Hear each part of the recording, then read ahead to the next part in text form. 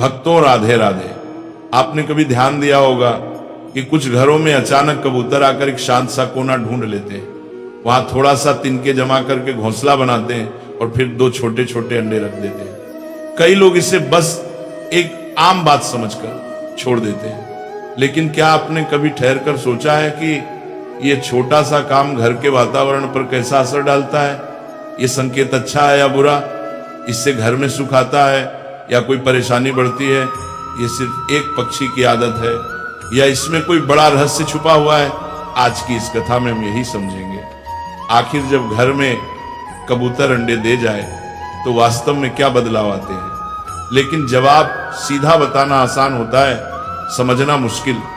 इसलिए हम इसे कहानी के रूप में जानेंगे ताकि हर व्यक्ति चाहे पढ़ा लिखा हो या ना हो, इस बात को दिल से समझ सके। कई लोग कहते हैं कि कबूतर अंडे दे जाए तो बहुत शुभ होता है, घर में शांति आती है। कुछ कहते हैं कि यह अशुभ है, यह समस्या का संकेत है। कुछ लोग मानते हैं कि कबूतर शांति और प्रेम का प्रतीक है, इसलिए उसका घर में अंडे देना घर की ऊर्जा के ठीक होने का इशारा है। वहीं दूसरी तरफ कुछ लोग चिंतित हो जाते हैं और कहते हैं कहीं ये हम पर कोई बोझ तो नहीं डाल गया। आपने भी देखा होगा, कबूतर जहां अंडे देता है वहां रोज जाता है, बैठता है और अपने अंडों की रक्षा करता है। फिर कुछ दिनों बाद उन अंडों से 2 छोटे से बच्चे निकल आते हैं। वे बच्चे कुछ समय तक वहीं रहते हैं, फिर उड़ जाते हैं। लेकिन इस दौरान क्या आपने देखा है कि घर के लोगों के जीवन में क्या हो रहा होता है? क्या घर में खुशी बढ़ती है? क्या तनाव कम होता है? या उल्टा किसी न किसी वजह से चीजें बिगड़ने लगती हैं?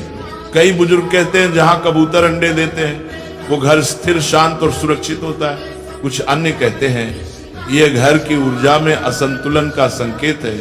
अब आप सोचेंगे दोनों बातों में से सही कौन है?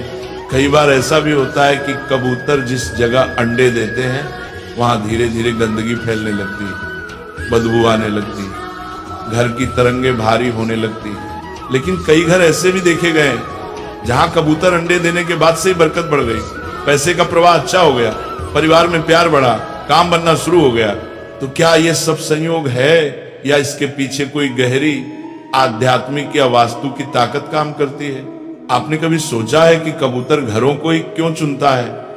वो जंगल भी जा सकता है, पेड़ों पर भी घर बना सकता है, लेकिन वो इंसान के घर को चुनता है। ऐसा क्यों? क्या ये कोई अदृश्य संकेत है? क्या ये घर के वातावरण, उसकी ऊर्जा और उसके भविष्य के बारे में कुछ बताता है? कुछ लोग कहते हैं कि जब कबूतर बार बार आपके घर आ रहा है तो इसका मतलब है कि आपका घर शांत है, सुरक्षित है और वहां की हवा उसे पसंद है, यानी घर की तरंगे सकारात्मक हैं। लेकिन जब वही कबूतर अंडे देकर चला जाए, उसके बाद लगातार घर में चिंता, तनाव या नुकसान होने लगे, तब मन में एक छोटा सा सवाल उठता है, आखिर ये क्या हो रहा है? क्या आपने कभी गौर किया है कि जब कबूतर अंडे दिए होते हैं तब आपके घर में कैसी घटनाएं घट रही होती हैं? कहीं परिवार में झगड़े बढ़ रहे हैं, कहीं पैसे का नुकसान हुआ, कहीं अचानक बीमारी आई, या फिर उल्टा घर में कोई खुशखबरी आई, नौकरी मिली, नया काम शुरू हुआ। इन सारी बातों को समझने के लिए कहानी बहुत जरूरी है। एक बार की बात है, हिमालय की ऊंचाई पर बसे शांत, पवित्र और दिव्य कैलाश पर्वत पर भगवान शिव गहन ध्यान में लीन थे। चारों ओर गहरी शांति थी, वातावरण इतना शांत था कि सिर्फ हवा की मंद आवाज और ध्यान की ऊर्जा का कंपन महसूस होता था। दिव्यप्रताप की कोने के 12 के उसी समय आकाश मार्ग से अपनी वीणा बजाते हुए देवर्षि नारद कैलाश पर पहुंचे। नारद मुनि हमेशा हर लोक में घूमते रहते हैं और जहां भी कोई रहस्य या सवाल होता है वहां पहुंच जाते हैं। आज उनकी जिज्ञासा उन्हें सीधे भगवान शिव के पास ले आई थी। नारद जी शिव के चरणों में झुके और विनम्रता से बोले, जय शिव शंभु, नमः शंभु। हे देवादिदेव, आज मैं आपके पास एक विशेष प्रश्न लेकर आया हूँ। भगवान शिव ने धीरे धीरे नेत्र खोले। उन्होंने नारद जी की ओर देखा और शांत स्वर में कहा, देवर्षि आपका स्वागत है, कहिए आप कौन सी जिज्ञासा लेकर आए हैं? नारद जी बोले, भगवान मैं जब पृथ्वी लोक में भ्रमण कर रहा था तब मैंने अनेक घरों में एक विशेष बात देखी।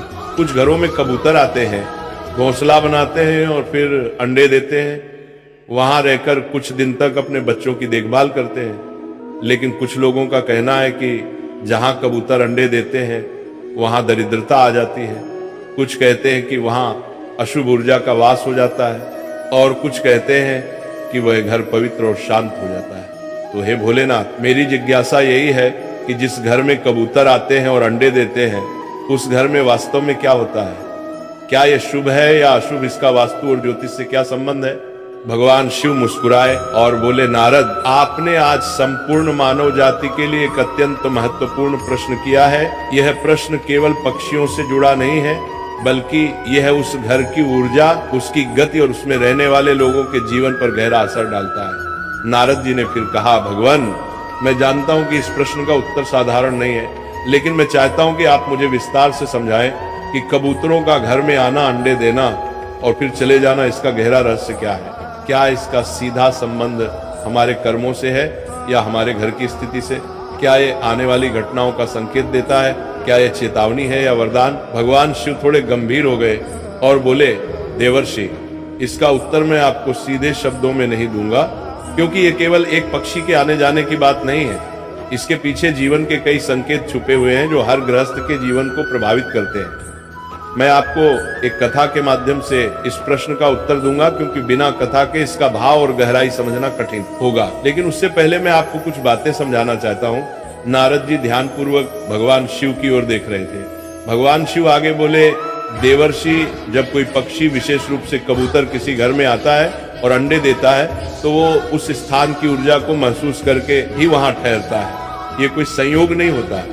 घर की दिशा, उसमें बहने वाली हवा, वहां की नमी, ध्वनि और कंपन, ये सब किसी जीव को आकर्षित करते हैं, और जब वह जीव वहां अंडे देता है तो वो उस ऊर्जा के साथ जुड़ जाता है। नारद जी ने सहमति में सिर हिलाया और कहा, तो इसका अर्थ ये हुआ कि कबूतर का अंडा देना सिर्फ एक प्राकृतिक प्रक्रिया नहीं, बल्कि ऊर्जा का संकेत है। भगवान शिव बोले, बिल्कुल देवर्षि, परंतु ये ऊर्जा सकारात्मक है या नकारात्मक, इसका निर्धारण कई बातों पर निर्भर करता है, जैसे उस घर के लोगों का व्यवहार, उनका सोचने का तरीका, उनका कर्म और उनके घर की वास्तु स्थिति। नारद जी की उत्सुकता अब और बढ़ गई थी। उन्होंने पूछा, भगवान, क्या यह भी संभव है कि किसी घर में अगर नकारात्मक ऊर्जा हो तो कबूतर वहां अंडे देने नहीं आते, या यदि वे आ जाए तो उनके अंडे देना किसी प्रकार की चेतावनी हो? भगवान शिव बोले, यह भी संभव है, लेकिन हर स्थिति में अर्थ अलग होता है। इसीलिए मैं आपको ये सब एक कथा के माध्यम से विस्तार से समझाऊंगा।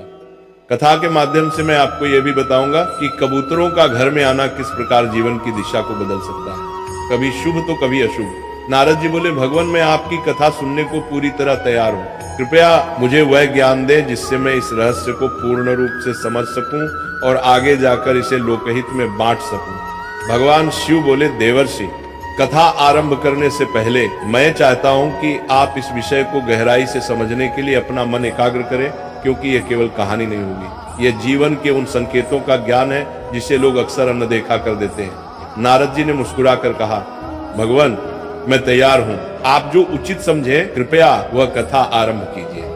बहुत समय पहले की बात है।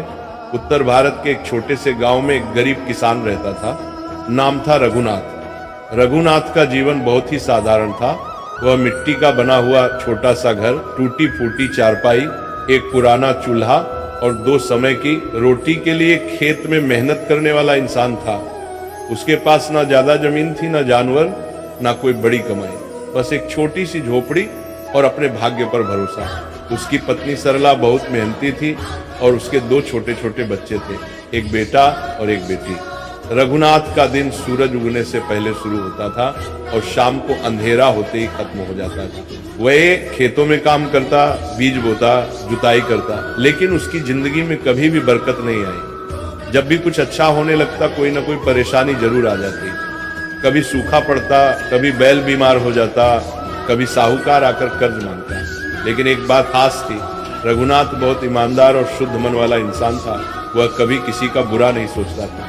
हर दिन सुबह सुबह वह अपने घर के बाहर तुलसी के पास दिया जलाता और भगवान से यही प्रार्थना करता, हे ऊपर वाले, मुझे बस इतना दे दे कि मेरे बच्चों को भूखा ना सोना पड़े। एक दिन की बात है, गर्मी के दिन थे। रघुनाथ खेत से लौटकर घर आया। उसने देखा कि घर की छत पर कोने की एक लकड़ी के बीम के पास कुछ सूखी टहनियां और पत्ते जमा है। उसने पहले ध्यान नहीं दिया, लेकिन अगले दिन देखा कि वहां एक कबूतर बैठा है। फिर धीरे धीरे 2 कबूतर वहां आने लगे। दिन बीतते बीतते उन्होंने वहां घोंसला बना लिया। सरला ने रघुनाथ से कहा, देखो जी, कबूतर ने हमारे घर में घोंसला बना लिया है, अब लगता है ये यहीं रहने वाले हैं। रघुनाथ ने मुस्कुरा कर कहा, रहने दो इन्हें, ये भी तो भगवान के जीव हैं, शायद हमारे घर की शांति ने अच्छी लगी हो। कुछ दिन बाद सरला ने देखा कि घोंसले में 2 अंडे रखे हैं। अब कबूतर रोज आते, बैठते जाते, उनके गुट्टर गुं की आवाज पूरे घर में गूंजती रहती। घर में कुछ अजीब सा बदलाव महसूस हो रहा था। रघुनाथ और सरला दोनों ये समझ नहीं पा रहे थे कि ये बदलाव अच्छा है या बुरा। पहले कुछ दिनों तक उन्हें ऐसा लगा कि शायद कुछ अच्छा होने वाला है, लेकिन फिर धीरे धीरे समस्याएं बढ़ने लगी। सबसे पहले रघुनाथ के खेत में बोए गए बीज अचानक सूखने लगे। फिर उसका बेटा बुखार से बीमार हो गया और दवाई लाने के लिए जो थोड़ा बहुत पैसा था वो भी खर्च हो गया। कुछ ही दिनों में घर में खाने के लाले पड़ने लगे। रघुनाथ सोच में पड़ गया, क्या यह सब उन कबूतरों के आने से हो रहा है? क्या यह कोई संकेत है? लेकिन उसके माने कहा, नहीं, ये तो बस संयोग है। कबूतर क्या करेंगे किसी का बुरा, ये तो शांति के प्रतीक है। लेकिन गांव के कुछ बुजुर्गों ने कहना शुरू कर दिया, रघुनाथ, तेरे घर कबूतर अंडे दे रहे हैं, ये अच्छा नहीं है, ये दरिद्रता का संकेत है, जल्दी से वह घोंसला हटा दे। रघुनाथ दुविधा में था। वो कबूतरों को नुकसान नहीं पहुंचाना चाहता था, लेकिन बच्चों की भूख, पत्नी की चिंता और खुद की थकावट उसे अंदर से तोड़ रही थी। एक रात वो घर के आंगन में बैठा हुआ था। आसमान में चांद आधा था, कबूतर गुट्टर गूं कर रहे थे। उसने कबूतरों की ओर देखा और धीरे से कहा, अगर तुम्हारे होने से मेरे घर में कष्ट आ रहा है तो मुझे माफ करना, लेकिन मैं तुम्हें कैसे निकालूं? तुम भी तो मेरी ही तरह इस धरती के जीव हो। उसकी आंखों में आंसू थे। वह थक चुका था गरीबी से, सवालों से और अपनों की तकलीफ से। कुछ दिन और बीते, सरला की तबीयत भी बिगड़ने लगी। अब रघुनाथ ने निश्चय किया कि वह गांव के मंदिर में जाकर साधु बाबा से मिलेगा, जो हर शनिवार गांव के बाहर आते थे और लोगों की बातें सुनते थे। लेकिन शनिवार आने से पहले ही कुछ ऐसा हुआ जिसने रघुनाथ को अंदर तक हिला दिया। एक रात तेज आंधी आई, बारिश भी तेज हुई। घोंसले से एक अंडा नीचे गिर गया और टूट गया। दूसरे दिन वह जब उठा तो उसकी बेटी की तबीयत अचानक खराब हो गई और वो बेहोश हो गई। अब रघुनाथ ने तय कर लिया, अब और नहीं, अब मैं किसी ज्ञानी संत से जाकर पूछूंगा कि ये सब क्यों हो रहा है। क्या सच में कबूतर का अंडा देना मेरे जीवन में कोई अशुभता ला रहा है? तभी जैसे भाग्य ने सुन लिया हो, गांव में खबर आई कि बहुत दूर से एक दिव्य संत गांव में पधारने वाले हैं। वह किसी को नहीं मिलते, लेकिन जिन्हें वो बुला लेते हैं उनके जीवन का अंधेरा खुद ब खुद हट जाता है। सुनते ही रघुनाथ की आंखों में उम्मीद की किरण जागी। वह मन ही मन सोचने लगा, अगर वे संत हमारे गांव आएंगे तो मैं उनके चरणों में बैठकर अपनी बात कहूंगा, चाहे मुझे कितनी भी भीड़ में खड़ा रहना पड़े, मैं उनके पास जरूर जाऊंगा। और जैसे ही वह दिन आया, पूरा गांव उनकी एक झलक पाने के लिए मंदिर की ओर दौड़ा। रघुनाथ भी भीड़ में था। अब कथा के उस मोड़ पर आते हैं जहां गांव में पधारे दिव्य संत जी और रघुनाथ अपनी सारी पीड़ा, अपने सारे प्रश्न लेकर उनके चरणों में जाकर बैठा। मंदिर के बाहर बड़ी भीड़ थी, लेकिन संत जी ने जब अपनी आंखें खोली तो उनकी दृष्टि सीधे रघुनाथ पर पड़ी। वे मुस्कुराए और अपने हाथ से संकेत किया, बेटा आओ, मुझे तुमसे कुछ कहना है। रघुनाथ कांपते हुए भीड़ को चीरता हुआ उनके पास गया और उनके चरणों में झुक गया। उसकी आंखों में आंसू थे। रघुनाथ बोला, महाराज, मैं बहुत दुखी हूँ। मेरे घर में कबूतरों ने घोंसला बनाया, अंडे दिए, और उसके बाद से मेरे जीवन में जैसे दुखों का पहाड़ टूट पड़ा। खेत बर्बाद हो गए, बच्चा बीमार हो गया, पत्नी की तबीयत भी खराब है। कुछ लोग कहते हैं कि कबूतर का अंडा देना अशुभ होता है, लेकिन मैं समझ नहीं पा रहा कि सच क्या है। कृपा करके मुझे मार्ग दिखाइए। संत जी ने उसकी बात ध्यान से सुनी, फिर शांत स्वर में बोले, बेटा ये प्रश्न सिर्फ तुम्हारा नहीं है, ये प्रश्न तो आज हर उस व्यक्ति का है जिसके घर में कोई पक्षी, खासकर कबूतर, आकर अंडा देता है। लोग बिना सोचे समझे उसे शुभ या अशुभ मान लेते हैं, लेकिन सच्चाई इससे कहीं गहरी है। सुनो ध्यान से, मैं तुम्हें 3 बातों के माध्यम से इसका उत्तर दूंगा। सबसे पहली बात ये समझो कि जो बातें समाज में फैली हैं वे हमेशा पूरी तरह सही नहीं होती। कोई कहे कि कबूतर का अंडा अशुभ है तो कोई कहे शुभ है, लेकिन दोनों ही बातों के पीछे पूरा सत्य नहीं होता। कई बार हम किसी एक घटना को देखकर किसी पूरे विषय पर निर्णय ले लेते हैं। जैसे किसी के घर में कबूतर अंडे देने के बाद बुरा समय आ गया तो वो कहता है कि ये अशुभ है, लेकिन क्या उसने कभी ये देखा कि क्या वो बुरा समय पहले से आ रहा था? क्या उसके घर में पहले ही कुछ गलतियां हो रही थी? क्या उसके कर्म, उसका स्वभाव या उसका व्यवहार पहले से ही गड़बड़ था? लोग एक ही बात को बार बार दोहराकर उसे सच मान लेते हैं, यही आधा सत्य है। इसलिए बेटा ना तो तुरंत डर जाना और ना ही बिना सोचे उसे भाग्य मान लेना। दूसरी बात जो सबसे जरूरी है, जब कोई पक्षी, खासकर कबूतर तुम्हारे घर में अंडे देता है तो वो कोई संकेत दे रहा होता है। वो पक्षी बिना कारण के नहीं आता, वो तुम्हारे घर की हवा, शांति और ऊर्जा को महसूस करता है। अगर घर में सुकून होता है तो वो वहीं घोंसला बनाता है, लेकिन अगर घर में नमी है, गंदगी है, अकेलापन है, टूटी फूटी जगह है, तो वहां भी वो आता है, क्योंकि उसे लगता है कि यहाँ कोई उसे नहीं रोकेगा। अब सोचो तुम्हारे घर में ऐसा क्या था कि कबूतर आया? क्या वह तुम्हारे घर की सकारात्मक ऊर्जा से खींच कर आया, या फिर उसे लगा कि ये घर खालीपन में डूबा हुआ है? ये समझना जरूरी है। और सबसे बड़ी बात, कबूतर का अंडा तुम्हारे जीवन की स्थितियों को नहीं बिगाड़ता, बल्कि जो बिगाड़ पहले से चल रहा होता है वह उसके आने के बाद साफ दिखने लगता है। जैसे एक आईना जो घर की हालात को दिखा देता है। तुम्हारे जीवन में जो कठिनाइयां आई वो शायद पहले से आने वाली थी, लेकिन कबूतर ने आकर उसका संकेत दे दिया। अब ये तुम्हारे ऊपर है कि तुम उस संकेत को समझकर कुछ बदलो या उस पर बस डरते रहो। अब तीसरी और सबसे जरूरी बात सुनो बेटा, डरने की नहीं, समझने की जरूरत है। कबूतर बुरा नहीं होता, उसका अंडा देना भी बुरा नहीं होता, लेकिन अगर तुम्हारे घर में पहले से कोई परेशानी है तो वो बढ़कर सामने आ सकती है। ऐसे में तुम्हें घबराने की जरूरत नहीं, बल्कि अपने घर को सुधारने की जरूरत है। घर को साफ रखो, सुबह सूरज निकलने से पहले उठकर आंगन में थोड़ा जल छिड़को, तुलसी के पास दिया जलाओ, घर में सुंदर विचार लाओ, हर दिन दो, अच्छे काम करो, किसी भूखे को भोजन दो, किसी दुखी को ढांढस दो, और सबसे जरूरी बात, घर में कलह मत होने दो। जब तुम अपने घर की ऊर्जा को सकारात्मक बना लोगे तो फिर कोई भी पक्षी, कोई भी संकेत तुम्हें नुकसान नहीं पहुंचा सकता, बल्कि वो तुम्हारे लिए आशीर्वाद बन जाएगा। कबूतर अगर तुम्हारे घर में आता है तो वो ये भी दिखाता है कि वहां अब भी कुछ शेष है, कुछ उम्मीद है, तभी तो उसने उसे चुना है। तो बेटा आप अपने मन से डर निकाल दो, जो घर जाओ और सबसे पहले अपने मन को शांत करो, अपने घर की दीवारों को नहीं, अपने मन की दीवारों को साफ करो, फिर देखना वही कबूतर तुम्हारे जीवन में शांति और समझदारी का प्रतीक बन जाएगा। रघुनाथ की आंखों में आंसू थे, उसने संत जी के चरणों में सिर रख दिया, उसका मन जैसे हल्का हो गया हो। उसे अब डर नहीं लग रहा था, बल्कि उसके अंदर कुछ बदल रहा था, सोचने का तरीका, समझने का तरीका। वो बोला, महाराज आपने मेरी आंखें खोल दी, मैं अब घर लौटकर पहले अपने अंदर का डर हटाऊंगा और फिर अपने घर को साफ और शांत बनाऊंगा। संत जी ने मुस्कुराकर आशीर्वाद दिया और कहा, जाओ बेटा अपने जीवन को समझो और संवारो, यही सच्चा उपाय है। भगवान शिव कथा समाप्त करते हुए नारद जी की ओर देखते हैं और मुस्कुरा कर कहते हैं, नारद जी अब मैं उम्मीद करता हूं कि तुम्हारे सभी प्रश्नों का उत्तर मिल गया होगा, अब तुम्हारे मन में कोई संशय नहीं बचा होगा।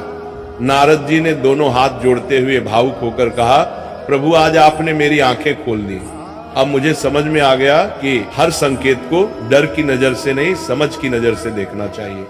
आपने जो बताया वो न केवल मेरी जिज्ञासा का उत्तर था, बल्कि समस्त मानव जाति के लिए एक सीख है। अब ये ज्ञान मैं पूरी दुनिया तक पहुंचाऊंगा। अगर आपके घर में कभी कबूतर आकर अंडे दे तो घबराइए मत, डरिए मत, ये मत सोचिए कि अब आपके जीवन में दरिद्रता आ जाएगी या बुरा समय आएगा।